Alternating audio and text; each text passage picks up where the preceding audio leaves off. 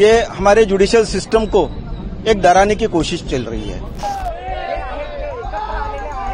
इसका जितना कंडेम किया जाए उतना कम है। तो मुझे लगता है ये कहीं तो भी एक बैकग्राउंड बनाने की कोशिश चल रही है। लॉ मिनिस्टर जो है उनसे हम रिक्वेस्ट करते हैं कि आप भी कुछ कदम उठाओ, इस पर आप भी कोई कार्रवाई करो। सोमवार को सुप्रीम कोर्ट के इतिहास में एक कह सकते हैं अप्रिय घटना हुई थी, जहां पर सीजीआई बीआर गवाई पर वकील राकेश किशोर ने जूता फेंकने की कोशिश की थी। बार काउंसिल ऑफ इंडिया ने उसे या कहें आरोपी वकील को तत्काल प्रभाव से निलंबित कर दिया था। लेकिन अब इस मामले में कह सकते हैं पूरे देश में एक नई बहस को भी जन्म दे दिया है। अब इस पूरे मामले पर पूरे देश के वकील प्रदर्शन कर रहे हैं और कह रहे हैं कि अब न्याय प्रणाली को डराने की कोशिश की जा रही है। दिल्ली हो या फिर नागपुर हो, हर कोने पर वकील प्रदर्शन कर रहे हैं और आरोपी के खिलाफ कड़ी कार्रवाई की मांग कर रहे हैं। चलिए आपको सुनवाते हैं गुस्साए वकीलों ने आखिर क्या कुछ कहा। नहीं, वो बात ठीक है, उनका बड़प्पन है कि सीजीआई साहब ने उनको अरेस्ट नहीं करवाया, उनका जूता भी लौटा दिया।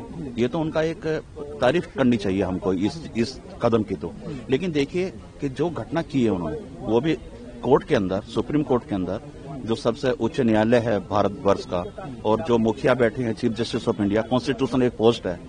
आप देखिए कि नफरत जो है वो कहां तक बढ़ गई है, और इस तरह से जो है कंटेम्प्ट लगनी चाहिए उस आदमी के खिलाफ। पूरी उम्र प्रैक्टिस से उनको बैन करना चाहिए, कंटेम्प्ट लगना चाहिए और जुर्माना भी लगना चाहिए, ताकि ये सबक हो, एक नजीर बने दूसरे लोगों को सबक सिखाने के लिए भी कि देखिए इस तरह की जो चीजें हैं, डिफरेंट ओपिनियन हो सकते हैं, विचारधारा अलग हो सकती है, लेकिन आप ये देश किससे चलेगा? कानून से चलेगा ना, लॉ ऑफ रूल से चलेगा। एक तरीका होता है, आप उसको अपनी बात रखिए हर तरीके से। ये कोई तरीका नहीं है कि कानून को हाथ में लेने का, और वो भी एक ऐसे व्यक्ति के ऊपर आप जूता चप्पल दिखा रहे हो जो सबसे उच्च पद में बैठे हैं, जो पूरे हिंदुस्तान की जनता एक न्याय की एक वो देखती है, कोर्ट की तरफ देखती है। तो इसमें देखिए हम बिल्कुल सरासर, ये बहुत ही एक निर्दयनीय घटना है। इसका जितना कंडेम किया जाए उतना कम है। मुझे ऐसा लगता है कि शायद ये जो जातीय नफरत है उसका एक प्रतीक लगता है कि आप किस तरह से, आप ऐसे कैसे कर सकते हो आप। और ये है देखिए 7:30 बजे तक मैंने चेक किया था, प्रधानमंत्री की तरफ से, होम मिनिस्टर की तरफ से, लॉ मिनिस्टर की तरफ से कोई भी इस घटना का कंडेम नहीं किया गया। तो आप क्या संदेश देना चाहते हो देश को?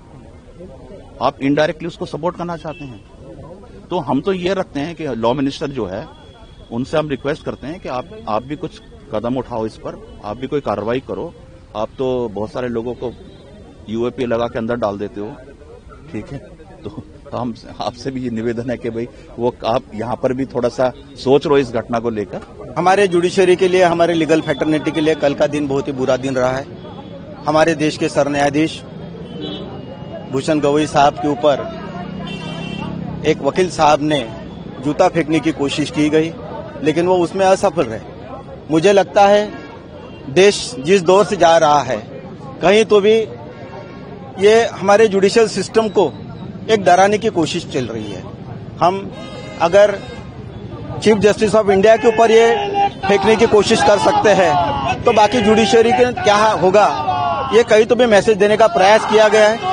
कुछ सालों से इस देश में जिस तरह से वातावरण निर्मित चल रही है, और जिस आदमी ने ये किया, उसने एक बोला कि सनातन के बारे में कुछ तो भी बोला उन्होंने, नहीं सहेगा हिंदुस्तान अपमान।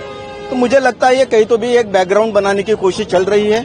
अभी तक राजनीति स्तर पे बोलो, अनेक संस्थाओं पे बोलो, उन्होंने ये विषय को लिया है। अब जुडिशरी एक बची थी, और मुझे लगता है गवई साहब के ऊपर ये प्रयास, ये उसी दिशा में अग्रसर है।